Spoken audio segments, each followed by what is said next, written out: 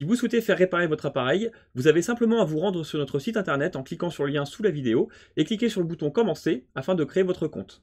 Une fois votre compte et mot de passe créés, vous avez simplement à cliquer sur Ajouter pour suivre les étapes et envoyer votre appareil. Lorsque la demande est créée, vous pourrez cliquer sur Mon tableau de bord et suivre l'avancée de votre appareil. Afin de connaître les tarifs, vous pouvez simplement cliquer sur Tarifs sur notre site internet et choisir votre appareil selon la liste. Attention, pour les PC portables, le devis est facturé 35 € hors marque Apple qui reste gratuite et nous ne pouvons pas vous donner de tarifs ou d'ordre de prix de réparation sans malheureusement voir votre appareil en magasin. Salut à tous, aujourd'hui on s'occupe d'un grand classique, une PlayStation 5 qui du coup n'affiche plus rien en HDMI, donc bon forcément c'est du facile, c'est sûrement le port HDMI qui a un défaut. Alors des fois on est obligé de le changer, souvent on est obligé de le changer, mais parfois ça ne vient pas de port HDMI, enfin oui et non on va dire, ça vient des pattes qui sont soudées sur la carte mère et il y a des pistes qui s'arrachent. Alors il faut savoir que là cette console s'allume, donc en gros quand j'appuie sur le bouton power j'ai la petite LED bleue et puis elle continue son démarrage, tout va bien. Ce qui m'indique que techniquement la puce HDMI est bonne parce que souvent sur les PlayStation 5 quand la puce HDMI est claquée, il y a un petit court-circuit qui se fait sur la puce et du coup ça empêche le démarrage de la console. On appuie, ça s'allume et paf ça s'éteint tout de suite.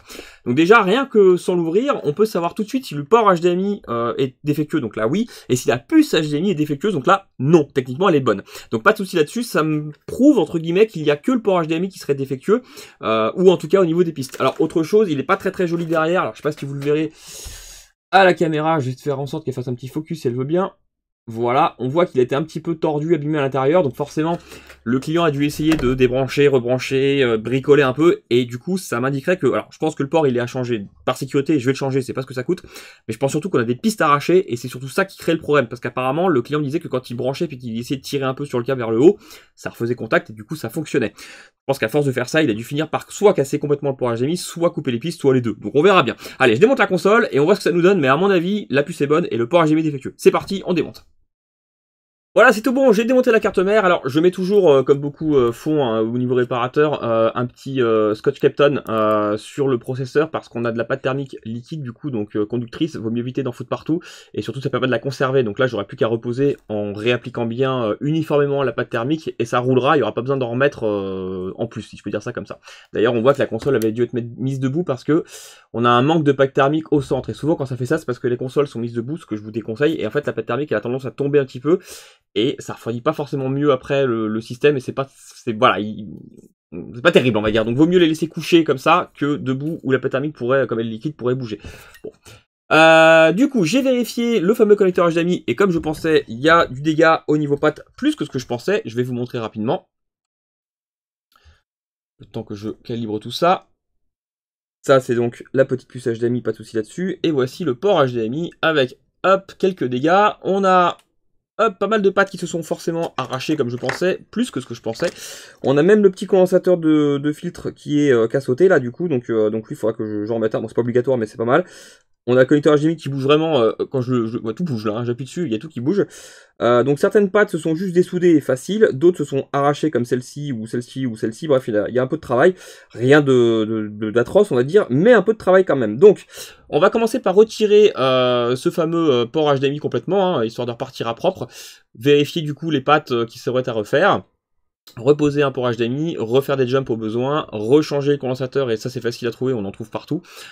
Et puis bah techniquement ça pourrait repartir. Allez c'est parti, je retire déjà pour commencer et après on s'occupe de réparer tout ça.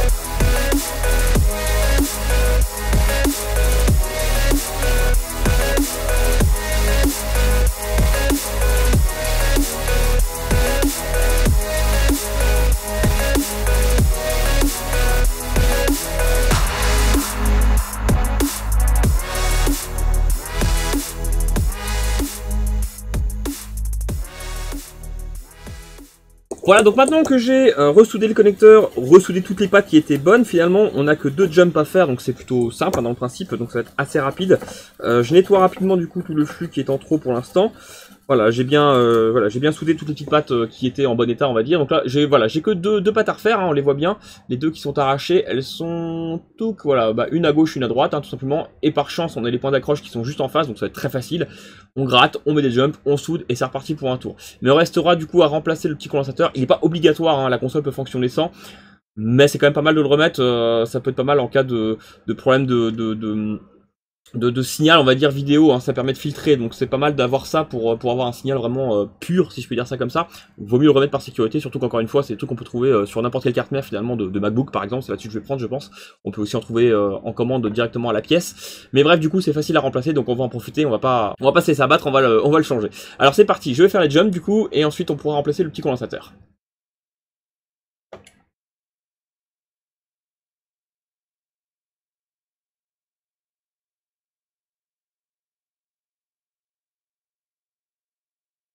Donc j'aime bien me prendre plutôt sur vraiment les points d'accroche ici, hein, les gros via, plutôt que sur la petite continuité, on va dire ici, parce que c'est plus fragile forcément. Donc vaut mieux prendre directement dessus là. On aura un meilleur point d'accroche au niveau de la soudure, et du coup on pourra mettre un fil un peu plus épais si besoin. Ça permettra vraiment de tenir un peu plus longtemps dans le temps, plutôt que de partir vraiment sur le tout petit via qui est juste ici, qui est très fin et qui risquerait de sauter si par exemple eh bien, le client débranche et rebranche souvent son port HDMI. Ça pourrait, avec le travail mécanique on va dire sur le connecteur, ça pourrait recasser dans le temps. Donc vaut mieux effectivement partir sur un truc solide. C'est le but du jeu, hein, histoire de ne pas y revenir toutes les 10 minutes on va dire. Et puis être tranquille. Donc c'est parti, je gratouille. Ça jusqu'ici c'est pas compliqué. Si le vernis veut bien sauter, bien sûr. Ça commence à bouger, parfait.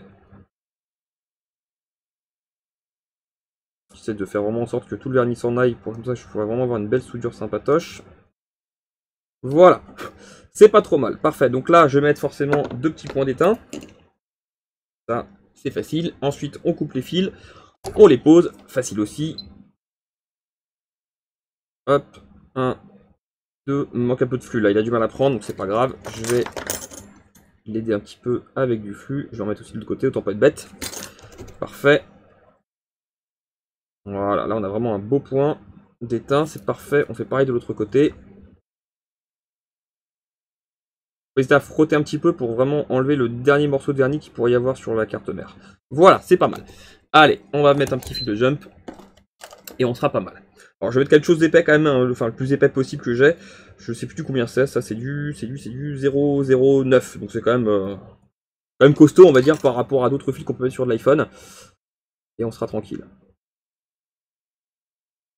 Voilà. Une petite bruxelle pour tenir le tout. Qui n'est pas en super état d'ailleurs, mais c'est pas grave, on va faire avec. Je vais la redresser rapidement. Voilà, elle a dû servir à faire des trucs pas très rigolos celle-ci.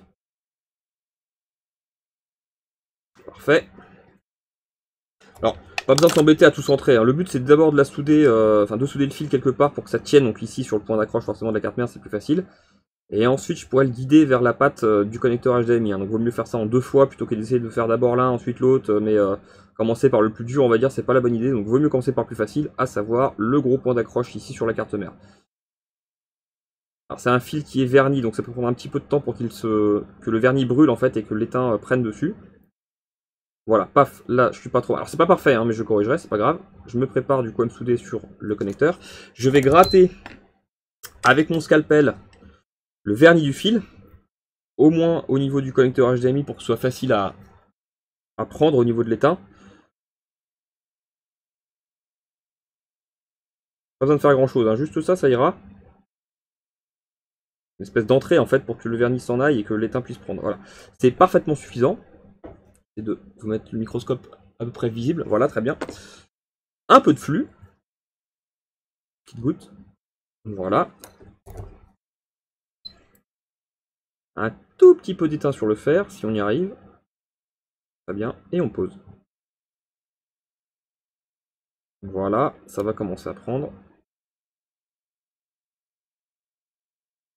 Laisse pas faire, mais c'est pas grave, on va l'avoir quand même.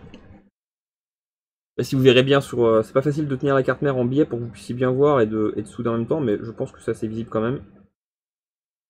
On voit à peu près ce que je fais, on va dire.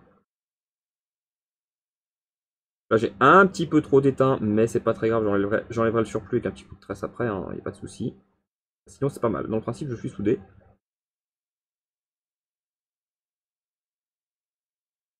Ouais, je te donne un petit coup de tresse pour enlever ça parce que ça me plaît pas trop.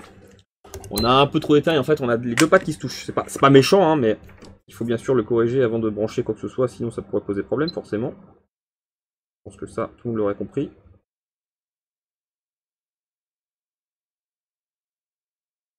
Voilà. J'ai pas encore enlevé le jump, enfin l'espèce de grosse boule d'étain qui est entre les pattes n'est pas enlevée, mais j'ai enlevé de l'étain pas mal pour que quand je vais reposer mon fer, ça va se rééquilibrer en fait.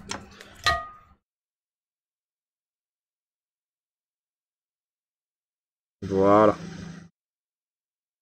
Bah là on est bon. Parfait. Ça, j'aime bien. Et du coup, j'en profite maintenant, je corrige. Voilà. Et là, c'est pas mal du tout. On est soudé des deux côtés. Je vais quand même faire le plus propre possible au niveau du connecteur. C'est bien quand ça fait vraiment une grosse boule d'étain entre le fil et le connecteur, comme ça on est tranquille. Parfait pour celui-ci.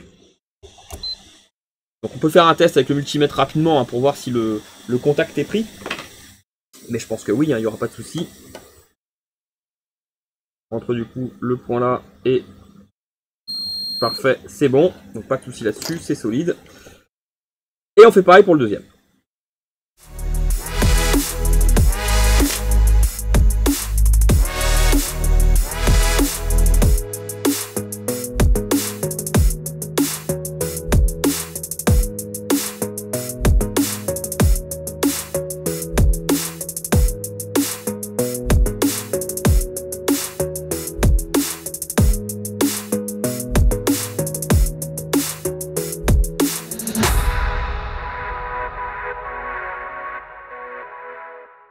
Voilà, on arrive à la partie un peu plus rigolote, à savoir retrouver un condensateur du coup qui serait compatible avec ça. Alors je sais que c'est un 0,1 microfarad de souvenir sur la référence et il fait 10 volts maximum. Donc du coup, maintenant que j'ai ces références là, eh bien je vais pouvoir taper cette recherche en fait dans mon logiciel FlexBV par exemple. Enfin c'est le seul d'ailleurs qui me permet de faire ça, à vrai dire, que je connaisse du moins, qui permet du coup de tester, enfin de chercher sur toutes les cartes mères de MacBook que moi j'ai en stock, ce petit composant là. Donc je vais taper les deux références que je connais, donc 0,1 microfarad et du coup 10 volts. Et à partir de là, il va chercher sur toutes les cartes mères que j'ai moi dans mon stock, il va me dire bah sur cette carte mère là, tu l'as à cet endroit là. Tout bête, j'avais déjà montré ça je crois, mais je le remonte parce que c'est vachement pratique. C'est une option que FlexBV permet qui est vraiment super bien. Donc je vais lancer FlexBV, je vais rechercher et il va me dire sur toutes les cartes mères en fait qui sont dispo que moi j'ai dans mon bazar, qui me permettront de retrouver ce petit composant. C'est parti, on fait ça. Voilà, donc j'ai tapé dans la recherche les deux valeurs que j'avais moi, donc 0,1 microfarad et du coup 10 volts. Il m'a trouvé du coup sur toutes ces cartes mères là le fameux composant que je recherche. Donc je vais prendre sur une carte mère, j'ai pris en bas, donc 820-00165, ça c'est du MacBook Air. Je sais que j'ai des cartes mères là-dessus pour pièces, donc pas de souci, je clique. Il va m'ouvrir le schéma et le board view du coup. Donc voilà, ici j'en ai trois qui seraient du coup correspondants. Donc je vais prendre le premier, hein, le C0895 pardon. Hop, je reviens sur le schéma. Je dézoome un peu pour savoir à peu près où je suis sur la carte mère, donc en gros bah, c'est au-dessus des barrettes de RAM, pas de souci, je le repère bien, et on va passer sous la caméra à nouveau pour dessouder ce composant là de la carte mère du MacBook Air, la souder sur la carte mère de PS5 pardon, et puis on pourra faire un test. Alors, on a dit quelque part au-dessus des barrettes de RAM, et c'était un gros condensateur, donc je pense que c'est celui-ci, enfin gros, tout est relatif comme dirait l'autre. Hop, on va vérifier du coup si c'est bien celui-ci sur le schéma, que je fasse pas de bêtises, et du coup c'est bien celui-ci, donc pas de souci. Donc je retire celui-ci, je le pose sur la console, et techniquement on sera bon. Voilà, c'est comme ça que je fais souvent pour piquer des composants style résistance, condensateur, filtre, enfin voilà, ces choses-là, on peut vraiment les trouver sur les cartes mères partout, on va dire. Après, c'est une question de taille aussi, hein, parce que sur certaines cartes mères, en fait, le même condensateur qui aura les mêmes références sera par contre plus gros ou plus petit. Pareil pour les résistances des fois. Donc voilà, m'est arrivé des fois de piquer une résistance sur un MacBook en général, et du coup, c'est vrai que bien souvent, les résistances sont plus petites sur les MacBooks que sur les PC classiques. Donc par exemple, je veux récupérer une résistance pour mettre sur un PC Acer, eh bien elle va être trop petite et il faudra que je bidouille un petit peu pour pouvoir la poser. Ou alors, faut que je trouve une résistance de la bonne taille. Donc parfois je suis un petit peu embêté avec ça. C'est pas très grave, mais c'est important de faire attention à ça quand même pour qu'on ait une belle prise au niveau de la soudure, quoi. Allez mon grand. Parfait. hop, la carte mère pour pièce, on la met de côté, on retourne, alors j'essaie de ne pas perdre le condensateur, on retourne sur la carte mère de PlayStation. Donc là, niveau taille, par exemple, je pense qu'il est un peu plus grand que celui d'origine, mais ce n'est pas très grave, hein, ça va aller, les pads vont prendre quand même, il n'y a pas de souci. Mais voilà, faut faire attention aux tailles quand même des composants, parce que s'il était trop grand, bah, forcément, ça prendrait pas correctement, ou je risquerais de faire un petit court-circuit, enfin, ce serait pas terrible. Il vaut mieux vraiment être sûr de ce qu'on fait niveau prise, mais là, je pense qu'on est pas mal, je vais le mettre en face des pads. Ouais, non, franchement, il n'y a pas de souci, hein. C'est pas parfait, mais ce sera parfaitement cohérent. Et encore, je me demande, je sais pas, il faudrait presque une deuxième carte mère de PS5 là pour vérifier, mais franchement, la taille est pas si mal, donc ça devrait le faire. En haut, tout ça, et ça devrait rouler.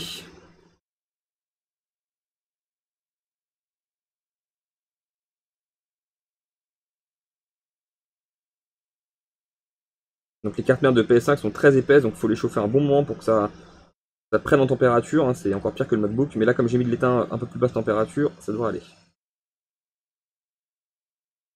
Parfait. Eh bien on est pas mal. Voilà. C'est pas facile, la caméra est un peu floue parce que comme le connecteur il est assez épais, j'ai essayé de bien caler le truc, mais c'est pas si mal je pense. Je fais un petit check-up, tout me paraît bon, il n'y a pas de souci. Je vais juste donner un petit coup d'étain sur la petite diode qui est ici parce que je l'ai bougé un tout petit chouille quand j'ai retiré le connecteur HDMI qui était cassé. Comme ça je vais être sûr que tout sera bien pris niveau soudure. C'est vraiment histoire de peaufiner, si je peux dire ça comme ça. Voilà. Et là on sera bon, on pourra faire un test. Un peu trop d'étain. Hop. Parfait. Ouais, c'est pas mal du tout. Allez hop, c'est bon. On peut s'arrêter là. Je pense que cette fois-ci, ça devrait repartir pour un tour. Très bien, allez, on remonte et on teste, mais je pense que ça devrait rouler. Voilà, j'ai remonté la console. Alors c'est plus long à démonter et remonter qu'à réparer, hein, finalement, parce qu'il y a énormément de vie sur ces consoles-là. Mais bref, elles sont pas compliquées à démonter, mais elles sont longues, on va dire. Alors, je vais rapidement, hop, que je cherchais le petit connecteur de secteur. Hop, je vais rapidement, du coup, la brancher. Je vais vous passer, du coup, sur la caméra, hop, interne, si je peux dire ça comme ça. Hop, je l'allume. Bon, il y a peut-être un petit moment où elle va se remettre un petit peu en place, on va dire, mais dans le principe, on devrait avoir un affichage. Parfait. Je la laisse tourner, du coup, 100% parfait. Bon, bah là, du coup, elle fait son petit boui-boui parce qu'elle avait dû être coupée un petit peu à l'arrache quand moi j'ai testé, ou même quand le client a testé. Elle va peut-être bien redémarrer, mais normalement, on devrait avoir un affichage complet et du coup, une console qui redémarre complètement. Je laisse tourner.